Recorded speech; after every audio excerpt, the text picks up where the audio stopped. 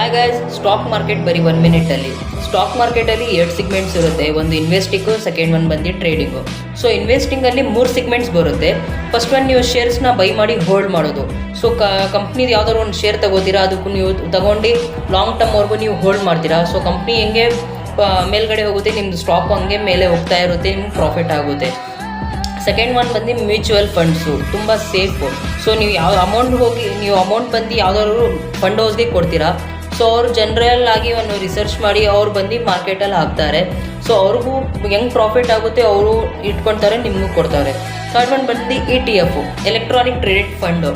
So ಅದರಲ್ಲಿ ನೀವು ಸಿಂಪಲ್ಲಾಗಿ ಇಂಡೆಕ್ಸಲ್ಲಿ ಚೂಸ್ ಮಾಡಬೇಕಾಗುತ್ತೆ. ನಿಫ್ಟಿ 50, ಮಿಡ್ ಕ್ಯಾಪ್ 50, ಬ್ಯಾಂಕ್ ನಿಫ್ಟಿನ ನೀವು ಚೂಸ್ ಮಾಡ್ತೀರಾ. ಸೊ ಅದು ಹೆಂಗೆ ಕಂಟ್ರಿದು GDP ಮೇಲೆ ಹೋಗ್ತಾ ಇರುತ್ತೆ, ನಿಮಗೂ ಹಂಗೆ ಪ್ರಾಫಿಟ್ ಆಗುತ್ತೆ. ಸೊ ಹಂಗೆ ಕಂಟ್ರಿದು GDP ಕೆಳಗಡೆ ಹೋಗ್ತದೆ ಅಂದರೆ ನಿಮ್ಮದು ಹಂಗೆ ಲಾಸ್ ಆಗುತ್ತೆ. ಸೊ ಗೈಸ್, ನೆಕ್ಸ್ಟ್ ಒನ್ ಬಂದು ಟ್ರೇಡಿಂಗು. ಟ್ರೇಡಿಂಗಲ್ಲೂ 3 ಸಿಗ್ಮೆಂಟ್ಸ್ ಇರುತ್ತೆ. Equity margin, second one futures, third one options. So ನಿಮಗೆ ಈಕ್ವಿಟಿಯಲ್ಲಿ ನಿಮಗೆ 5x ವರೆಗೂ ಲೆವರೇಜ್ ಸಿಗುತ್ತೆ. ಸೊ ನೀವು 10,000 ಎಕ್ಸಾಂಪಲಿ ಮಾತ್ರ 10,000 ಇನ್ವೆಸ್ಟಿಂಗ್ ಅಮೌಂಟ್ ಇದೆ ಅಂದರೆ ನಿಮಗೆ 50,000ವರೆಗೂ ನಿಮಗೆ ಒನ್ ಡೇಯಲ್ಲಿ ನೀವು ಟ್ರೇಡ್ ಮಾಡ್ಬೋದು. ಅಂದರೆ ಪ್ರಾಫಿಟ್ ಆದರೂ ನಿಮಗೆ ಹಂಗೆ 50,000 ಪ್ರಾಫಿಟ್ ಆಗುತ್ತೆ, ಲಾಸ್ ಆದ್ರೂ 50,000 ರುಪೀಸ್ ಅಲ್ಲೇ ಹೋಗುತ್ತೆ. ಸೆಕೆಂಡ್ ಒಂದು ಫ್ಯೂಚರ್ಸು. ಸೊ ಇದರಲ್ಲೂ ಹಂಗೆ ಸೇಮು 5x ವರೆಗೂ ನಿಮಗೂ ಲೆವರೇಜ್ ಸಿಗುತ್ತೆ. ಬಟ್ ನೀವು ಈಕ್ವಿಟಿ ಮಾರ್ಜಿನಲ್ಲಿ ಹೋಲ್ಡ್ ಮಾಡೋಕ್ಕಾಗಲ್ಲ, ಬಟ್ ಫ್ಯೂಚರ್ಸಲ್ಲಿ ನೀವು 1 ಮಂತ್ವರೆಗೂ ಹೋಲ್ಡ್ ಮಾಡ್ಬೋದು.